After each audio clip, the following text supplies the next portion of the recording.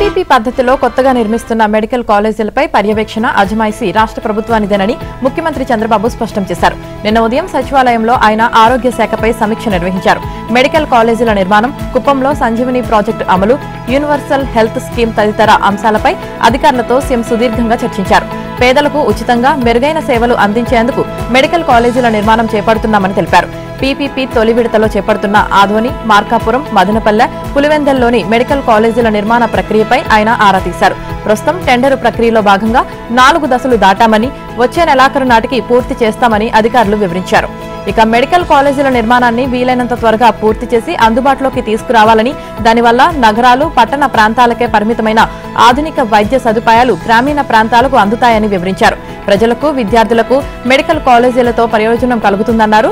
ఒక్కో medical college కోసం 50 ఎకరాలు కేటాయించామని, ఇందులో 25 ఎకరాల్లో మెడికల్ కాలేజీ, దానికి అనుబంధంగా ఆసుపత్రి నిర్మాణం జరిగితే మిగతా 25 ఎకరాల్లో నర్సింగ్, పారామెడికల్, డెంటల్, ఆయుర్వేదం, వెల్నెస్ సెంటర్, యోగా కేంద్రాలు ఏర్పాటు చేసి అన్నిటినీ అనుసంధానించాలన్నారు సీఎం సూచించారు. ఇక మెడికల్ కాలేజీల అనుబంధ ఆసుపత్రుల్లో 70% పడకలు పేదలకు ఉచితంగా కేటాయిస్తామని, వైద్య సేవలు కూడా ఉచితంగానే అందుతాయని వివరించారు. ఇక దేశవ్యాప్తంగా వివిధ నమూనాల్లో నిర్వహిస్తున్న ఆసుపత్రులపై అధ్యయనం చేయాలని సూచించారు. ప్రభుత్వ ప్రమాణాలు, నీతి ఆయోగ్ మార్గదర్శకాల ప్రకారం వైద్య కళాశాలలో పనిచేసేలా చూడాలని, ఉత్తమ కార్యాచరణ కలిగిన వాటికి రేటింగ్ ఇవ్వాలని అధికారులకు నిర్దేశించారు. సంజీవని గేమ్ చేంజర్ అని, కుప్పంలో ప్రయోగాత్మకంగా అమలు చేస్తున్న సంజీవని ప్రాజెక్టు గేమ్ చేంజర్ గా మారనుందని, ఆరోగ్య రంగంలో దేశం మొత్తానికి ఒక దిక్సూచిలా ఈ ప్రాజెక్టు నిలవనుందని సీఎం అన్నారు. రాష్ట్రంలో ఇటీవలే 3 లక్షలకు పైగా పేదల ఇళ్ల నిర్మాణాన్ని పూర్తి చేసి సామూహిక గృహప్రవేశాలు చేయించిన సీఎం చంద్రబాబు రానున్న 3 ఏళ్లలో 17 లక్షల ఇళ్ల నిర్మాణం పూర్తి చేయాలని నిర్దేశించారు. ఈ లక్ష్య సాధన కోసం తగిన కార్యాచరణ చేపట్టాలని ఆదేశాలు జారీ చేశారు. లక్ష్యానికి అనుగుణంగా ఇళ్ల నిర్మాణాన్ని పూర్తి చేస్తూ ఇకపై ప్రతి 3 నెలలకు ఒకసారి సామూహిక గృహప్రవేశాలు చేయించాలని స్పష్టం చేశారు. రాష్ట్ర సచివాలయంలో గృహ నిర్మాణ శాఖ, టిట్కో అధికారులతో ఆయన సమీక్ష జరిపారు. అందరికీ ఇల్లు కట్టిస్తామని ఎన్నికల్లో హామీ ఇచ్చాం. ఈ హామీని నెరవేర్చే ప్రక్రియలో ఇప్పటికే 3 లక్షలకు పైగా ఇళ్లలో సామూహిక గృహప్రవేశాలు చేయించాం. హౌసింగ్ ఫర్ ఆల్ కార్యక్రమాన్ని 2029 జనవరి నాటికి పూర్తి చేయాలి. ఉన్నతాధికారుల నుంచి ఉద్యోగుల వరకు అందరూ బాధ్యతగా తీసుకోవాలి. కూటమి ప్రభుత్వం వచ్చాక సుమారు 20 లక్షల ఇళ్లను నిర్మించాలని లక్ష్యంగా పెట్టుకున్నాం. మిగిలిన 17 లక్షల ఇళ్లను వచ్చే 3 ఏళ్లలో పూర్తి చేయాలి. వచ్చే ఉగాది నాటికి 5 లక్షల ఇళ్లలో సామూహిక గృహప్రవేశాలు జరగాలి. త్వరలో టిట్కో, హౌసింగ్ ఉన్నతాధికారులు, ఉద్యోగులందరితో సమీక్ష చేస్తాను అని తెలిపారు. ప్రభుత్వం నెరవేర్చాల్సిన హామీ హౌసింగ్ ఫర్ ఆల్. ఈ కార్యక్రమం అమలులో పొరపాట్లు జరగకూడదు, జాప్యం చేయకూడదు. ఇళ్ల నిర్మాణాలకు సంబంధించి ఉమ్మడి కుటుంబాలను ప్రోత్సహించే విధంగా ఇళ్ల నిర్మాణాలు చేపట్టేలా చూడాలి అని సూచించారు. ఇక నుంచి ఉపాధ్యాయులకు బోధనేతర బాధ్యతలు ఉండవని మంత్రి లోకేష్ స్పష్టం చేశారు. టీచర్ల సమస్యలపై తమ ప్రభుత్వం దృష్టి పెట్టిందన్నారు. అభ్యసన ఫలితాల కోసం వారు కృషి చేయాలి. గత 17 నెలల్లో ఫ్యాప్టో 423 సమస్యలను నా దృష్టికి తీసుకువస్తే అందులో 200 పరిష్కరించామన్నారు. 81 సమస్యలు పరిష్కార యోగ్యమైనవి కావు. 72 వినతులు విధానపరమైన అంశాలు, మరో 71 సమస్యలు కోర్టు పరిధిలో ఉన్నాయి. మెగా పీటీఎం మినహా టీచర్లకు ఇంకెలాంటి బోధనేతర పనులు ఉండవు. డీఈఓలు, ఎంఈఓలకు సర్వీస్ రూల్స్ అంశాలు అప్పగించం అని మంత్రి లోకేష్ స్పష్టం చేశారు. కాగా ఇన్ సర్వీస్ టీచర్లకు సాధారణ టెట్ నుంచి మినహాయింపు ఇవ్వాలని, వారికి ప్రత్యేకంగా టెట్ నిర్వహించి కట్ ఆఫ్ మార్కులను 45% తగ్గించాలని ఏపీటీఎఫ్ నేతలు కోరారు. 2003కు ముందు సర్వీసులో చేరిన టీచర్లకు పాత పెన్షన్ స్కీము వర్తింపజేయాలన్నారు. ప్రభుత్వ పాఠశాలల్లో ఇంగ్లీష్తో పాటు తెలుగు మీడియంను కొనసాగించాలని, ప్రాథమిక తరగతులను ఉన్నత పాఠశాల నుంచి వేరు చేయాలని కోరారు. స్కూల్ అసిస్టెంట్లను కూడా కాకుండా ప్రధానోపాధ్యాయులను ఎంఓయూలుగా నియమించాలన్నారు. రాష్ట్ర వ్యాప్తంగా 175 నియోజకవర్గాల్లో ఏర్పాటు చేసిన ఎంఎస్ఎంఈ పార్కుల్లో ఫుడ్ ప్రాసెసింగ్ యూనిట్ల ఏర్పాటుకు ప్రాధాన్యం ఇవ్వాలని ముఖ్యమంత్రి చంద్రబాబు అధికారులను ఆదేశించారు. వ్యవసాయ ఉత్పత్తులకు విలువ జోడింపు ద్వారా రైతులకు అత్యధిక ప్రయోజనం కల్పించే అవకాశం ఉందని ఆయన స్పష్టం చేశారు. సచివాలయంలో వ్యవసాయ శాఖపై ఆయన సమీక్ష నిర్వహించారు. ఈ సమీక్షకు ఆ శాఖ మంత్రి కె అచ్చెన్నాయుడు వర్చువల్ గా పాల్గొన్నారు. వ్యవసాయం, ఉద్యాన, మార్కెటింగ్ శాఖ అధికారులు హాజరయ్యారు. ఇక ఈ నెల 24 నుంచి 29వ తేదీ వరకు, అలాగే డిసెంబర్ 3వ తేదీన నిర్వహించనున్న రైతన్న మీకోసం కార్యక్రమంలో తాను పాల్గొంటానని ముఖ్యమంత్రి స్పష్టం చేశారు. ఈ కార్యక్రమంలో ప్రజాప్రతినిధులు, అధికారులు హాజరు కావాలని సీఎం అన్నారు. రాష్ట్రంలో పత్తి కొనుగోళ్లపై కటాన్ కార్పొరేషన్ ఆఫ్ ఇండియా అధికారులు వ్యవహరిస్తున్న తీరు పట్ల ముఖ్యమంత్రి మండిపడ్డారు. పత్తి రైతులు నష్టపోవడానికి వీలు లేదన్న ఆయన దీనిపై కేంద్రానికి లేఖ రాస్తానని స్పష్టం చేశారు. ఇక రైతు సేవా కేంద్రం పరిధిలోని పత్తి రైతు ఇంటికి ముఖ్యమంత్రి లేఖను అందజేయడంతో పాటు నిర్దేశించిన పంచసూత్రాలను కూడా వివరించి చెప్పాలని సీఎం పేర్కొన్నారు. వ్యవసాయం, ఉద్యాన, ఆక్వా కల్చర్లో అత్యుత్తమ సాగు విధానాలు పాటించేలా చైతన్యం కలిగించాలని నిర్దేశించారు. నీటి భద్రతలో భాగంగా భూగర్భ జలాలు, రిజర్వాయర్లు, చెరువుల్లోని నీటి నిల్వల వివరాలతో పాటు సమర్థ నీటి నిర్వహణ వల్ల కలిగే లాభాలను రైతులకు వివరించాలన్నారు. డిమాండ్ డివరెన్ అగ్రికల్చర్ లో భాగంగా వాణిజ్య, అంతర ప్రత్యామ్నాయ పంటలు, ప్రకృతి సేద్యం గురించి చెప్పాలన్నారు. అగ్రిటెక్ లో భాగంగా వ్యవసాయ యాంత్రీకరణ, డ్రోన్ వినియోగం, శాటిలైట్ టెక్నాలజీ లాంటి అంశాలు ఉండాలని సూచించారు. ఆంధ్రప్రదేశ్ శాసనసభ కమిటీ హాల్లో సభా హక్కుల సంఘం నిన్న సమావేశమైంది. ఈ సమావేశంలో శాసనసభ్యుల హక్కులకు భంగం వాటిల్లిన ఫిర్యాదులపై విచారణ చేపట్టింది. శాసనసభ్యులు స్పీకర్ అయ్యన్న పాత్రుడికి ఇచ్చిన ఫిర్యాదులను ఈ కమిటీకి పంపడంతో ప్రివిలేజ్ కమిటీ అధ్యక్షుడు, మాజీ మంత్రి పితాని సత్యనారాయణ ఆధ్వర్యంలో భేటీ అయింది. ఇక ఈ ఏడాది ఫిబ్రవరి 22న సాక్షి దినపత్రికలో ఎమ్మెల్యేల శిక్షణ తరగతులకు సంబంధించి కోట్లు ఖర్చు, శిక్షణ తుస్సు అనే శీర్షికన ప్రచురించిన కథనంపై విచారణను ముందుగా షెడ్యూల్ చేశారు. అయితే సాక్షి పత్రిక chief editor R Dhananjaya Reddy, chief రిపోర్టర్లు ఫణికుమార్లు హైకోర్టులో పిటిషన్ దాఖలు చేయడంతో దానిపై విచారించిన న్యాయమూర్తి ప్రివిలేజ్ కమిటీ ముందు విచారణకు స్టే ఇవ్వలేమని, అయితే పిటిషన్ దారులకు మెటీరియల్ కలెక్షన్ కు సమయం ఇస్తామని పేర్కొన్నారు. దీంతో నిన్న జరగాల్సిన విచారణ డిసెంబర్ 8వ తేదీకి వాయిదా పడింది. డిసెంబర్ 8న సాక్షి చీఫ్ ఎడిటర్, చీఫ్ రిపోర్టర్లు ప్రివిలేజ్ కమిటీ ముందు హాజరు కావాలని కమిటీ చైర్మన్ పితాని సత్యనారాయణ నేడు మరోమారు సమన్లు జారీ చేశారు. మాజీ మంత్రి వైఎస్ వివేకానందరెడ్డి హత్య జరిగిన రోజు సాక్ష్యాలు చెరిపేసినా వారించలేదని, విధుల నిర్వహణలో నిర్లక్ష్యం, కేసు దర్యాప్తు కూడా సక్రమంగా చేయలేదనే ఆరోపణలు ఎదుర్కొంటున్న అప్పటి పులివెందుల సీఐ శంకరయ్యపై పోలీస్ శాఖ క్రమశిక్షణ చర్యలు తీసుకుంది. ఆయన్ను సర్వీస్ నుంచి డిస్మిస్ చేస్తూ కర్నూలు రేంజ్ డీఐజీ కోయ ప్రవీణ్ నిన్న ఉత్తర్వులు జారీ చేశారు. శంకరయ్య ఈ ఏడాది సెప్టెంబర్లో సీఎం చంద్రబాబుకు లీగల్ నోటీసులు పంపించి కలకలం రేపిన సంగతి తెలిసిందే. 2019 మార్చి 15న కడప జిల్లా పులివెందుల్లో వివేకానందరెడ్డి తన ఇంట్లోనే దారుణ హత్యకు గురయ్యారు. ఆ సమయంలో శంకరయ్య పులివెందుల సీఐగా ఉన్నారు. హత్యాస్థలిలో రక్తపు మరకలు శుభ్రం చేస్తున్నా, సాక్ష్యాధారాలు చెరిపివేస్తున్నా అక్కడే ఉన్న శంకరయ్య అడ్డుకోలేదనే ఆరోపణలున్నాయి. ఇదే విషయాన్ని చంద్రబాబు పలుమార్లు బహిరంగ వేదికలపై ప్రస్తావించారు. కూటమి ప్రభుత్వం వచ్చాక అసెంబ్లీ సమావేశాల్లోనూ, కలెక్టర్లు, ఎస్పీల సదస్సుల్లోనూ శాంతి భద్రతలపై సమీక్షించే సమయంలో ఈ కేసును ప్రస్తావిస్తూ వచ్చారు. ఈ వ్యాఖ్యలు తన ప్రతిష్టకు భంగం కలిగించాయంటూ శంకరయ్య సెప్టెంబర్ 18న సీఎం చంద్రబాబుకు లీగల్ నోటీసులు పంపడం, 15 రోజుల్లోగా బహిరంగ క్షమాపణ చెప్పకపోయినా, లేదంటే వివరణ ఇవ్వకపోయినా 1.45 కోట్లకు కోర్టులో పరువు నష్టం దావా వేస్తామని హెచ్చరించడం తెలిసిందే. ఓ సీఐ స్థాయి అధికారి ఏకంగా సీఎంకు లీగల్ నోటీసులు ఇవ్వడం రాష్ట్ర వ్యాప్తంగా చర్చనీయాంశమైంది. తీర ప్రాంతాన్ని నమ్ముకొని జీవిస్తున్న మత్స్యకారుల జీవనోపాధికి భద్రత, భరోసా కల్పించడమే లక్ష్యంగా కూటమి ప్రభుత్వం పనిచేస్తుందని డిప్యూటీ సీఎం పవన్ కళ్యాణ్ స్పష్టం చేశారు. రాష్ట్రంలోని మత్స్యకారులకు ప్రపంచ మత్స్యశాఖ దినోత్సవ శుభాకాంక్షలు తెలిపారు. ఈ మేరకు ఆయన ప్రకటన విడుదల చేశారు. కాకినాడ జిల్లా మత్స్యకారులకు ఇచ్చిన హామీ మేరకు 100 రోజుల ప్రణాళికను అమలు చేసేందుకు రోడ్ మ్యాప్ తుది దశకు చేరిందని పేర్కొన్నారు. కేంద్ర ప్రభుత్వ కోస్టల్ రియలైజేషన్ పథకం ద్వారా ఉప్పాడ తీర ప్రాంత రక్షణకు 2 కోట్లతో ప్రత్యేక చర్యలు చేపడుతున్నామన్నారు. ఇక వేటలో నైపుణ్యాల పెంపు, ప్రత్యేక రీఫ్ల ఏర్పాటు వంటి అంశాలపై మత్స్యకారులకు అవగాహన కల్పిస్తున్నామన్నారు. వచ్చే నెలలో తమిళనాడు, కేరళకు తీసుకువెళ్లి రీఫ్ కల్చర్, కోస్టల్ టూరిజం యూనిట్ల సందర్శనకు ఏర్పాట్లు చేస్తున్నామని పవన్ తెలిపారు. తొలిసారి సముద్రంలో చేపల సంఖ్యను పెంచే చర్యల్లో భాగంగా ఉప్పాడ, కాకినాడ తీరాల్లో 50,000 పండుగప్ప పిల్లల్ని సముద్రంలో వదిలామని, భవిష్యత్తులో ఉప్పు నీటిలో పెరిగే రోయ పిల్లల్ని కూడా తీర ప్రాంతాల్లో వదిలేలా చర్యలు తీసుకుంటామని వివరించారు. పశ్చిమ భారత రాష్ట్రాల సంస్కృతిని ప్రత్యక్షంగా తెలుసుకునే అరుదైన అవకాశం భారతీయ కళా మహోత్సవం రూపంలో తెలంగాణ ప్రజలకు లభించిందని రాష్ట్రపతి ద్రౌపది ముర్ము అన్నారు. రాష్ట్రపతి నిలయం, కేంద్ర సాంస్కృతిక శాఖ, కేంద్ర పర్యాటక శాఖల ఆధ్వర్యంలో సికింద్రాబాద్లోని రాష్ట్రపతి నిలయంలో ఏర్పాటు చేసిన 2వ భారతీయ కళా మహోత్సవాలను రాష్ట్రపతి ముర్ము నిన్న ప్రారంభించారు. 9 రోజుల పాటు జరిగే ఈ మహోత్సవంలో గుజరాత్, మహారాష్ట్ర, రాజస్థాన్, గోవా, దాద్రా నగర్ హవేలీ, డామన్ డయ్యూ రాష్ట్రాల సంప్రదాయ కళలు, సంగీతం, నృత్యం, సాహిత్యం, చేతి వృత్తులు, వంటకాల వైభవాన్ని ప్రదర్శిస్తారు. మొదటి విడత భారతీయ కళా మహోత్సవంలో ఈశాన్య భారత సంస్కృతిని ప్రజలకు పరిచయం చేశామని ఈసారి పశ్చిమ భారత వైభవాన్ని ప్రత్యక్షంగా చూసే అవకాశం ఉందన్నారు రాష్ట్రపతి ద్రౌపది ముర్ము. ఈ మహోత్సవం ద్వారా ప్రజలు ఆ ప్రాంతాల జానపద కళలు, హస్తకళలు, సంగీతం, వంటకాల కోసం తెలుసుకోవచ్చని పేర్కొన్నారు. ఈ తరహా కార్యక్రమాలు దేశంలోని విభిన్న ప్రాంతాల ప్రజల మధ్య పరస్పర అవగాహన పెంచుతాయని రాష్ట్రపతి ఈ సందర్భంగా అభిప్రాయపడ్డారు. హైదరాబాద్లో ఉంటూ ఇతర రాష్ట్రాల సంస్కృతిని తెలుసుకునే అరుదైన అవకాశం ఈ భారతీయ కళా మహోత్సవం ద్వారా లభించిందన్నారు రాష్ట్ర గవర్నర్ జిష్ణుదేవ్ వర్మ.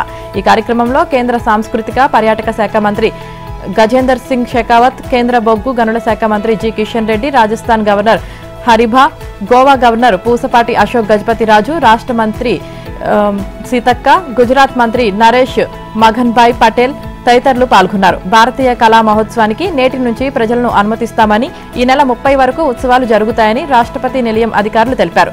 ప్రతిరోజు ఉదయం 10 గంటల నుంచి రాత్రి 8 గంటల వరకు మహోత్సవానికి ప్రజలను అనుమతిస్తామని అధికారులు వెల్లడించారు. సీఎం రేవంత్ రెడ్డిపై తప్పుడు ఆరోపణలు చేస్తున్న బీఆర్ఎస్ వర్కింగ్ ప్రెసిడెంట్ కేటీఆర్ పై కాంగ్రెస్ పార్టీ నేతలు ధ్వజమెత్తారు. సీఎం రేవంత్ కుటుంబాన్ని బ్లేమ్ చేయడం తప్ప ఆయనకు మరో పనేమీ లేదని భువనగిరి ఎంపీ చామల కిరణ్ కుమార్ రెడ్డి పేర్కొన్నారు. కేసీఆర్ మాదిరిగా సీఎం రేవంత్ రెడ్డి తన కుటుంబ సభ్యులకేమైనా పదవులిచ్చారా అని ఒక ప్రకటనలో కేటీఆర్ ను నిలదీశారు. 10 ఏళ్లు అధికారంలో ఉన్నప్పుడేమీ చేయకుండా కాంగ్రెస్ ప్రభుత్వం చేపట్టిన అభివృద్ధికి సహకరించకపోగా వ్యాపారవేత్తలను బెదిరించడమేమిటని, వ్యవస్థ ఎక్కడికి పోతుందని ప్రశ్నించారు. జూబ్లీహిల్స్ ఉప ఎన్నికల్లో ప్రజలు ఓడించినా ఆయనకు బుద్ధి రాలేదని పేర్కొన్నారు. కాంగ్రెస్ ఎమ్మెల్సీ బల్మూరి వెంకట్ మాట్లాడుతూ ఫార్ములా ఈ రేస్ కేసుపై సమాధానం ఇవ్వలేక ఆ కేసును తప్పుదారి పట్టించడానికే సీఎం రేవంత్ పై తప్పుడు ఆరోపణలు చేస్తున్నారన్నారు. ఈ కేసుపై ఏసీబీ అధికారులు ప్రశ్నించినప్పుడు ఒక మాట, బయట ఒక మాట మాట్లాడాడని ప్రజలు గమనిస్తున్నారన్న బల్మూరి, జూబ్లీహిల్స్ ఉప ఎన్నిక ఫలితంతో మతి తప్పిన కేటీఆర్ పులికేసిలా మాట్లాడుతున్నారని ఎద్దేవా చేశారు. ఫార్ములా ఈ రేస్ కేసు విచారణను ఎదుర్కొనేందుకు కేటీఆర్ భయపడుతున్నారని టీపీసీసీ ప్రధాన కార్యదర్శి చనగాని దయాకర్ గౌడ్ ఆరోపించారు. తెలంగాణను సొంత ఎస్టేట్లా భావిస్తున్న కేటీఆర్ ఇకనైనా అది మానుకొని హుందాతనంతో వ్యవహరించాలని హితవు చెప్పారు. బీఆర్ఎస్ లో కేటీఆర్, హరీష్ రావు ఆధిపత్య పోరు నడుస్తుందని, బల ప్రదర్శనలో ఇద్దరు పోటీ పడుతున్నారని అన్నారు. గ్రామ పంచాయతీ ఎన్నికల కోసం అంతా సిద్దమవుతోంది. డెడికేటెడ్ కమిటీ ఇచ్చిన నివేదిక ఆధారంగా మండలాల వారీగా బీసీ రిజర్వేషన్లను ఖరారు చేయడానికి కసరత్తు వేగంగా సాగుతోంది. బీసీ రిజర్వేషన్లు 23% చొప్పున ఉండేలా ఇప్పటికే డెడికేటెడ్ కమిషన్ ఒక నివేదికను ప్రభుత్వానికి సమర్పించగా దాన్ని మంత్రులకు పంపి ఆమోదముద్ర పడేలా ప్రభుత్వం వేగంగా చర్యలు తీసుకుంది. ఆ తర్వాత ఆ కమిషన్ నివేదికను అందులో బీసీల రిజర్వేషన్లను ఏ జిల్లాల్లో, ఏ మండలాల్లో ఎంత చొప్పున ఖరారు చేశారన్న అంశాలను అన్ని జిల్లాల కలెక్టర్లకు పంపించారు. కలెక్టర్లు దాన్ని పరిశీలించి మండలాలకు కూడా పంపించారు. దాని ప్రకారం మండల స్థాయిలో సర్పంచులు, వార్డు సభ్యుల స్థానాలకు బీసీ రిజర్వేషన్లకు సంబంధించి మొత్తం కసరత్తు పూర్తయింది. ఇందులో డెడికేటెడ్ కమిషన్ చెప్పిన దానికి మండలాల స్థాయిలో అదే ప్రకారం సర్పంచులు, వార్డు సభ్యుల స్థానాలకు బీసీ రిజర్వేషన్ల ఖరారుకు ఎలాంటి ఇబ్బంది లేదని నిర్ధారించుకున్నారు. దీంతో శనివారం రాష్ట్ర వ్యాప్తంగా బీసీ రిజర్వేషన్ల ఖరారు ఎలా చేయాలన్న దానిపై ప్రభుత్వం మార్గదర్శకాలను విడుదల చేసే అవకాశం ఉంది. ఇప్పటికే అనధికారికంగా మండల స్థాయిలో పూర్తి చేసిన బీసీ రిజర్వేషన్ల చార్ట్ సిద్ధంగా ఉండడంతో అధికారికంగా మార్గదర్శకాలు ఇచ్చిన వెంటనే మళ్లీ ఒకసారి వాటిని పరిశీలిస్తారు.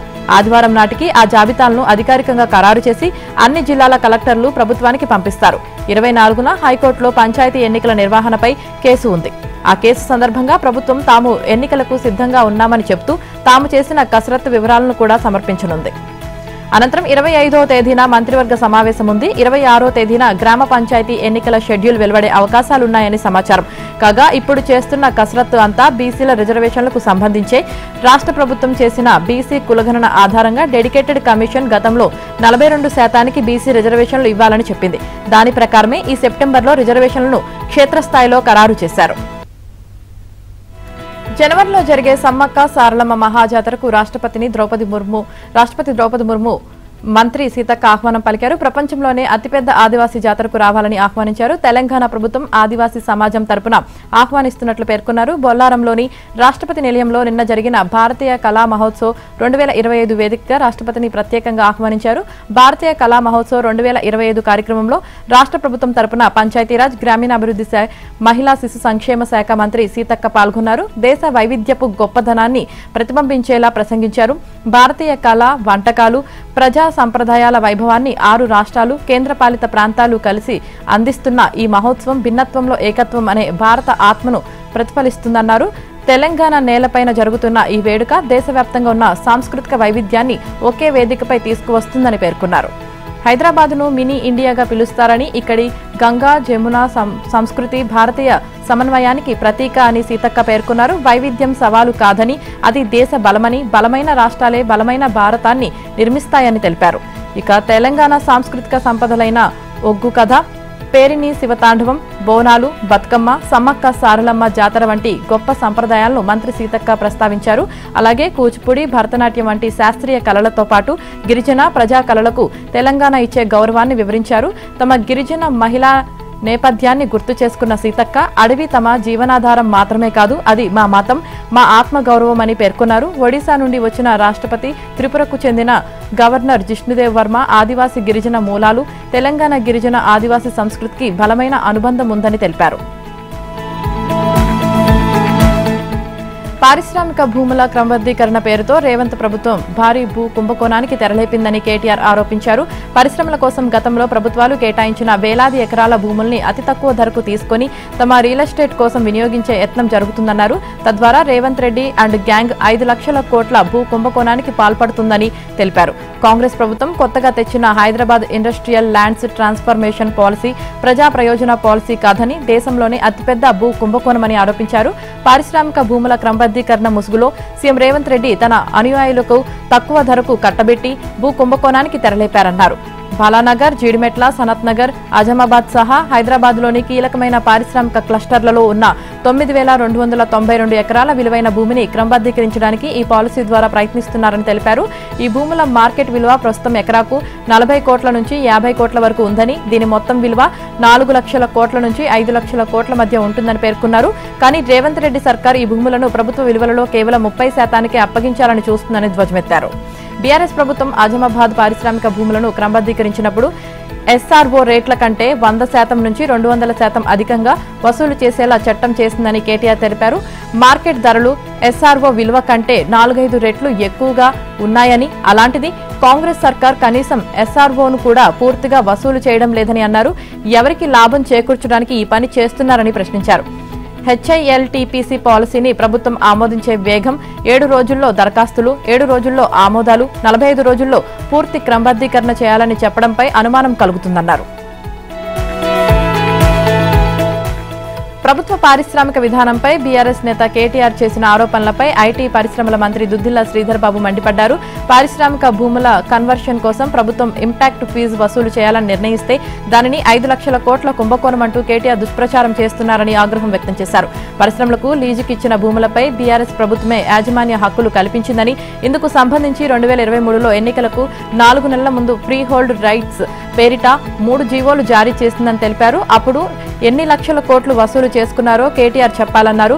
ఆ జీవోల విషయం దాచిపెట్టి ప్రభుత్వంపై నిరాధార నిందలు వేస్తున్నారని ధ్వజమెత్తారు. ఈ మేరకు సచివాలయంలో మంత్రి శ్రీధర్ బాబు మీడియా సమావేశంలో మాట్లాడారు. కేటీఆర్ చెబుతున్న 9,292 ఎకరాల భూమిలో పరిశ్రమలకు ఫ్లాటింగ్ చేసి కేటాయించింది 4,740 ఎకరాలేనని, మిగిలిన భూమిని రోడ్లు, డ్రైనేజీ లాంటి మౌలిక సదుపాయాల కల్పనకు వినియోగించామని తెలిపారు. ఈ కేటాయింపులు ఒక్క రోజులో చేసినవి కాదని, పరిశ్రమల అభివృద్ధి కోసం దశాబ్దాలుగా ఇస్తూ వచ్చినవని వెల్లడించారు. అందులో భాగంగా అజమాబాద్, కుకట్పల్లి, హఫీజ్పేటలోని పరిశ్రమ భూములకు ఫ్రీ హోల్డ్ పేరిట యాజమాన్య హక్కులు కల్పించింది బీఆర్ఎస్ ప్రభుత్వమేనన్నారు. ఇందుకు సంబంధించి ఇండస్ట్రీస్, కామర్స్ డిపార్ట్మెంట్ 2023 ఆగస్టులో జీవో నెంబర్ 19, 20, 21లను జారీ చేసిందని తెలిపారు. ఇప్పుడు ఆ భూములకే తాము కన్వర్షన్ అవకాశం కల్పిస్తున్నామని, 30%, 50% స్లాబ్లతో ఇంపాక్ట్ ఫీజు నిర్ణయిస్తూ ఈ నెల 17న జరిగిన కేబినెట్ భేటీలో నిర్ణయం తీసుకున్నామని చెప్పారు. కాంగ్రెస్ సర్కార్ తెచ్చిన భూభారతి భూహారతిగా మారిందని మాజీ మంత్రి హరీష్ రావు విమర్శించారు. అవినీతి, అక్రమాలు, అడ్డగోలు వసూళ్లతో దాన్ని భూమేతకు వాడుకుంటున్నారని ఆరోపించారు. 30 నుంచి 40% లంచాలు ఇస్తే తప్ప రేవంత్ రెడ్డి పాలనలో భూ సమస్యలు పరిష్కారం కావని పరిస్థితి నెలకొందని అన్నారు.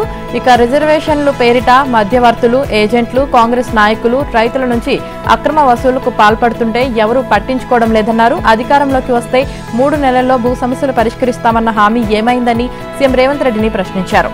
ధరణిపై అడ్డగోలుగా మాట్లాడిన సీఎం గొప్పగా తెచ్చిన భూభారతి ద్వారా సమస్యలు పరిష్కరించడంలో ఎందుకు విఫలమవుతున్నారో చెప్పాలన్నారు.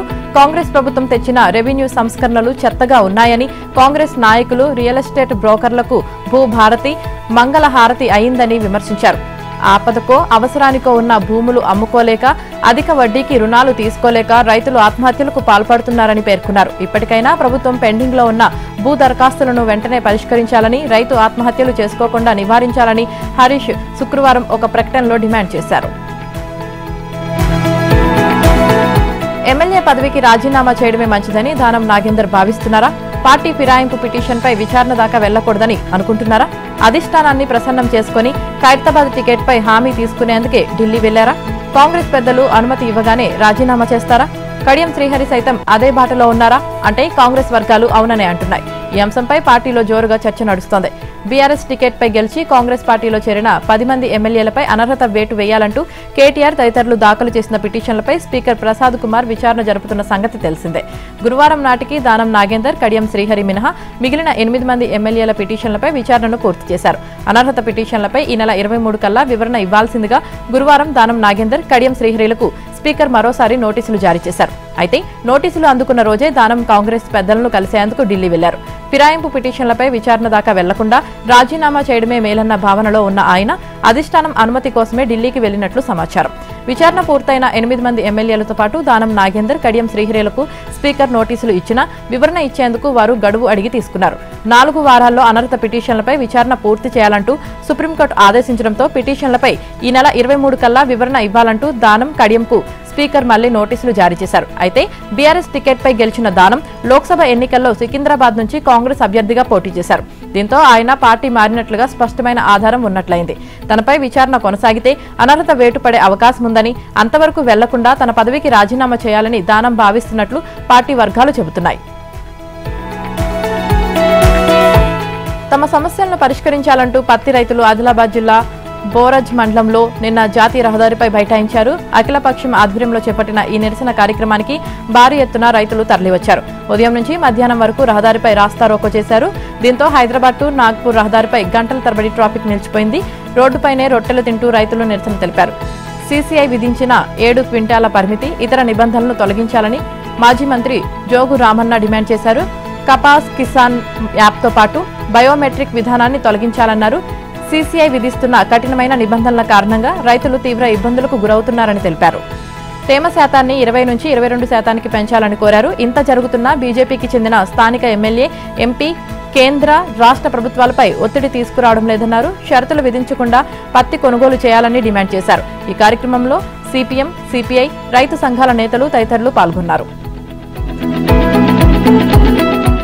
బెట్టింగ్ యాప్స్ ప్రమోషన్ కేసు విచారణలో భాగంగా సిఐడి సిట్ ఎదుట శుక్రవారం పలువురు సెలబ్రిటీలు హాజరయ్యారు. సినీ హీరోయిన్లు నిధి అగర్వాల్, అమృత చౌదరి, యాంకర్ శ్రీముఖి సిట్ అధికారుల వద్ద తమ వాంగ్మూలాలను నమోదు చేశారు. బెట్టింగ్ యాప్ల ప్రమోషన్ కోసం వారు ఎంత మొత్తం పారితోషికం తీసుకున్నారు, ఒప్పందాల వివరాలు, డబ్బు చెల్లింపులు ఏ విధంగా జరిగాయన్న విషయాలపై సిట్ అధికారులు ఆరా తీసినట్లు సమాచారం. ఈ క్రమంలో వారి బ్యాంక్ స్టేట్మెంట్లను కూడా పరిశీలించారు. నిధి అగర్వాల్, జీత్ విన్కు, శ్రీముఖి, అమృత చౌదరి ప్లేయర్ ప్లే యాప్లకు ప్రమోషన్ చేశారు. మియాపూర్, పంజాగుట్ట పోలీస్ స్టేషన్లో నమోదైన కేసుల ఆధారంగా సిట్ దర్యాప్తు జరుపుతున్నారు. మద్యం కుంభకోణం కేసులో రిమాండ్ ఖైదీలుగా ఉన్న నిందితులకు విజయవాడ ఏసీబీ కోర్టు రిమాండ్ను పొడిగించింది. విజయవాడ జిల్లా జైల్లో ఉన్న కసిరెడ్డి రాజశేఖర్ రెడ్డి, సజ్జల శ్రీధర్ రెడ్డి, చెవిరెడ్డి భాస్కర్ రెడ్డి, వెంకటేష్ నాయుడు, బూనేటి చాణక్య, గుంటూరు జిల్లా జైల్లో ఉన్న బాలాజీ కుమార్ యాదవ్, నవీన్ కృష్ణను సిట్ పోలీసులు శుక్రవారం కోర్టులో హాజరుపరిచారు. వారికి వచ్చే నెల 5 వరకు రిమాండ్ను పొడిగిస్తూ న్యాయాధికారి పి భాస్కర్ రావు ఉత్తర్వులు ఇచ్చారు. బెయిల్పై బయట ఉన్న ఎంపీ మిథున్ రెడ్డి, మాజీ ఐఏఎస్ అధికారి కె ధనుంజయ రెడ్డి, పి కృష్ణమోహన్ రెడ్డి, బాలాజీ గోవిందప్ప, పైలా దిలీప్ వాయిదాకు హాజరయ్యారు. కాగా కోర్టు హాలులో చెవిరెడ్డి తన వాదనను న్యాయాధికారి ముందు విన్నవించుకున్నారు. ప్రభుత్వం కుట్రపూరితంగా తన ఆస్తులను జప్తు చేసేందుకు ఆదేశాలు ఇచ్చిందని, తాను మద్యం వ్యాపారం చేయలేదని తెలిపారు. దీనిపై పిటిషన్ దాఖలు చేయాలని న్యాయాధికారి ఆయనకు సూచించారు. కాగా చెవిరెడ్డి కోర్టుకు వచ్చి వెళ్లేటప్పుడు మీడియాను చూసి వాహనం ఎక్కకుండా మాట్లాడారు. జ్యుడిషియల్ రిమాండ్లో ఉన్నప్పుడు మీడియాతో మాట్లాడటం నిబంధనలకు విరుద్ధం. దీన్ని ఆయన ఇప్పటికే పలుమార్లు ఉల్లంఘించారు. పార్లమెంట్ సమావేశాలకు హాజరయ్యేందుకు ఢిల్లీ వెళ్లడానికి అనుమతి ఇవ్వాలని కోరుతూ ఎంపీ మిథున్ రెడ్డి దాఖలు చేసిన పిటిషన్పై విచారణను ఏసీబీ కోర్టు 24వ తేదీకి వాయిదా వేసింది. బెయిల్ షరతులు సడలించాలని బాలాజీ గోవిందప్ప వేసిన పిటిషన్పై విచారణ 25కు వాయిదా పడింది. దేశాన్ని, ప్రజాస్వామ్యాన్ని కాపాడుకునేందుకే ఓటర్ల జాబితాల ప్రత్యేక విస్తృత సవరణకు దేశవ్యాప్తంగా చేపట్టామని కేంద్ర హోంమంత్రి అమిత్ షా స్పష్టం చేశారు. ఓటర్ల జాబితాలో ఒక్క చొరబాటుదారుణ్ణి ఉండనివ్వబోమని అన్నారు. ఒక్కో చొరబాటుదారుణ్ణి వెంటాడి వేటాడి మరీ దేశం నుంచి తరిమివేస్తామని, ఇది తమ శబదమని తేల్చి చెప్పారు.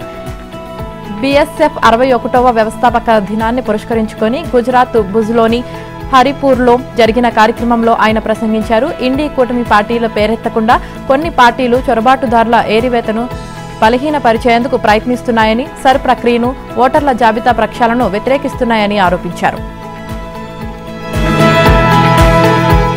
ప్రధాని మోదీ నిన్నటి నుంచి 3 రోజుల పాటు జరిగే G20 శిఖరాగ్ర సదస్సు కోసం దక్షిణాఫ్రికాలోని జోహెన్నెస్బర్గ్ కు చేరుకున్నారు. అక్కడి విమానాశ్రయంలో సాంస్కృతిక ప్రదర్శన బృందం మోదీకి ఘన స్వాగతం పలికింది. ఐక్యత, సమానత్వం, స్థిరత్వం అనే ఇతివృత్తంతో ఈసారి సదస్సును నిర్వహిస్తున్నామన్నారు. ప్రపంచ సమస్యలను చర్చించడానికి ఈ శిఖరాగ్ర సదస్సు ఒక కీలక వేదికని దక్షిణాఫ్రికా వెళ్లే ముందు మోదీ పేర్కొన్నారు.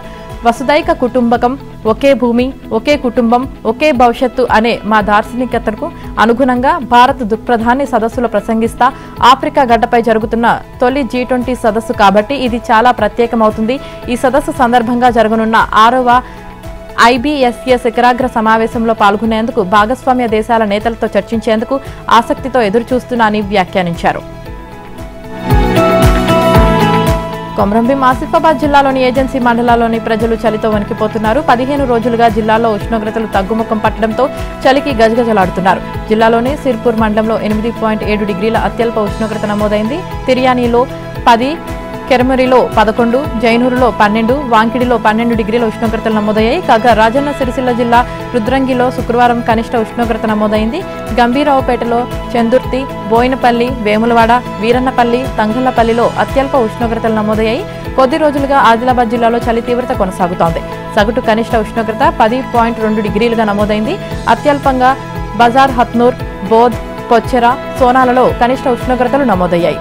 బంగాళాఖాతంలో అల్పపీడనం వల్ల తెలంగాణలో ఆదివారం కొన్ని జిల్లాల్లో అక్కడక్కడ తేలికపాటి వర్షాలు కురుస్తాయని వాతావరణ కేంద్రం తెలిపింది. రాగల 2-3 రోజుల్లో రాత్రిపూట ఉష్ణోగ్రతలు 13 నుంచి 18.6 డిగ్రీల మధ్య నమోదయ్యే అవకాశం ఉందని పేర్కొంది. తొలి టెస్టులో చిత్తైన భారత జట్టు ఇప్పుడు కెప్టెన్ గిల్ లేకుండానే దక్షిణాఫ్రికాపైకి పోరుకు దిగుతోంది. 0-1తో వెనుకబడిన టీమిండియా ఈ సిరీస్ను సమం చేయాలంటే నేటి నుంచి దక్షిణాఫ్రికాతో జరిగే ఈ 2వ టెస్టుల్లో గెలిచి తీరాల్సిందే. ఇక కెప్టెన్ గిల్ దూరం కావడంతో కీపర్ రిషబ్ పంత్ నేతృత్వంలో టీమిండియా బరిలోకి దిగుతోంది. అయితే గిల్ స్థానంలో ఎవరు ఆడతారనే దానిపై సస్పెన్స్ కొనసాగుతుంది. సాయి సుదర్శన్, దేవ్దత్ పడిక్కల్ మధ్య పోటీ నెలకొంది. జట్టు వర్గాల సమాచారం ప్రకారం సాయికే బెర్త్ దక్కే అవకాశం కనిపిస్తుంది. ఇవాల్టి మ్యాచ్లో జస్వాల్, జురేల్, పంత్ బ్యాట్లు జులిపించాల్సింది ఉంది. ఇక పిచ్ పరిస్థితిని బట్టి పేస్ ఆల్రౌండర్ నితీష్ కుమార్ కు ఛాన్స్ దక్కనుంది. పేసర్లు బూమ్రా, సిరాజ్ ప్రభావం చూపగలుగుతున్నారు. ఇక జడేజా, కుల్దీప్ స్పిన్ లో కీలకం కానున్నారు.